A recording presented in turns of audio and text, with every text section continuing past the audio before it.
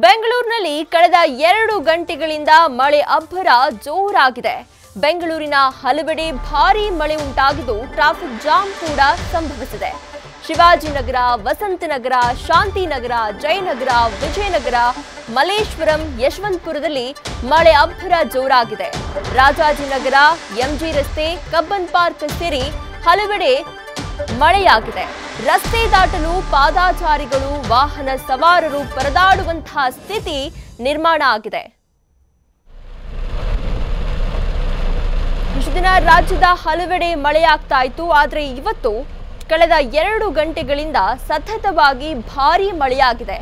ಇದರಿಂದಾಗಿ ಸಿಲಿಕಾನ್ ಸಿಟಿಯ ಅಲ್ಲಲ್ಲಿ ರಸ್ತೆಗಳು ಜಲಾವೃತವಾಗಿದ್ದು ವಾಹನ ಸವಾರರು ಪರದಾಟ ನಡೆಸುವಂತಹ ಸ್ಥಿತಿ ನಿರ್ಮಾಣ ಆಗಿದೆ.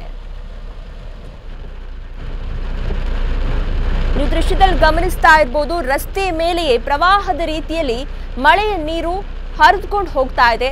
ಅದರ ಮಧ್ಯದಲ್ಲೇ ವಾಹನ ಸವಾರರು ವಾಹನವನ್ನ ಸಾಗಿಸ್ಕೊಂಡು ಮುಂದೆ ಸಾಗ್ತಾ ಇದ್ದಾರೆ.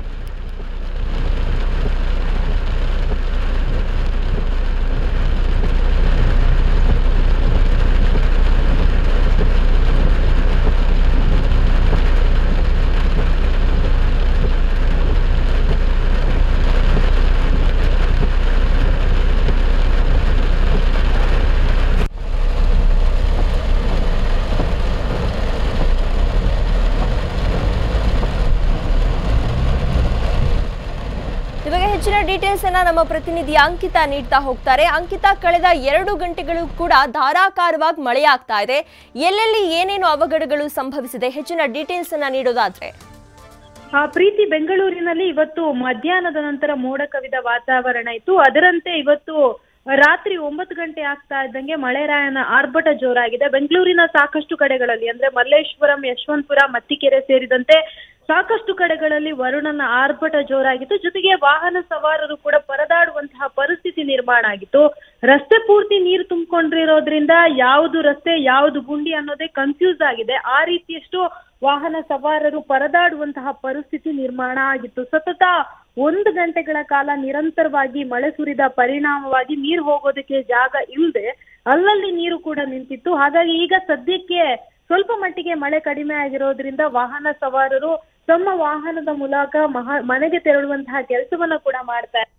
ಆದ್ರೆ ಇವತ್ತು ಅಂದ್ರೆ ಬೆಳಗ್ಗೆ 10 ಗಂಟೆ ಸುಮಾರಿಗೆ ಬಿಸಿಲಿತ್ತು. ಅದಾದ ಬಳಿಕ ಮಧ್ಯಾಹ್ನದ ಮೇಲೆ ಏಕಾಏಕಿ ಮೋಡದ ಕವಿದ ವಾತಾವರಣ ಇತ್ತು. ಅದರಂತೆ ಇವತ್ತು ಶಿವಾಜಿನಗರ, ವಸಂತನಗರ, ಶಾಂತಿನಗರ ಸೇರಿದಂತೆ ಹಲವೆಡೆ ವರುಣನ ಆರ್ಭಟ ಜೋರಾಗಿತ್ತು. ಹಾಗಾಗಿ ಮಳೆ ಯಾವಾಗ ಸ್ಟಾರ್ಟ್ ಆಯ್ತು ಆ ಸಂದರ್ಭದಲ್ಲಿ ಜನ ಕೂಡ ಮನೆಗೆ ಬೇಗ ಹೋಗ್ಬೇಕು ಅಂತ ಹೇಳಿ ಮನೆ ಸೇರೋದಕ್ಕೆ ಮುಂದಾಗಿದ್ರು. ರಸ್ತೆ ದಾಟೋದಕ್ಕೆ ವಾಹನ ಸವಾರರು ಜೊತೆಗೆ ಪಾದಚಾರಿಗಳೇನಿದ್ದಾರೆ ಅವರು ಕೂಡ ಪರದಾಡುವಂತಹ ಪರಿಸ್ಥಿತಿ ನಿರ್ಮಾಣ ಆಗಿದೆ. ಪ್ರೀತಿ, ಥ್ಯಾಂಕ್ ಯು ಅಂಕಿತಾ ನಿಮ್ಮೆಲ್ಲ ಡೀಟೇಲ್ಸ್ಗೆ. ನ್ಯೂಸ್ ಫಸ್ಟ್ ನಿರ್ಭೀತಿಯಿಂದ ನಿಮ್ಮ ಪರವಾಗಿ.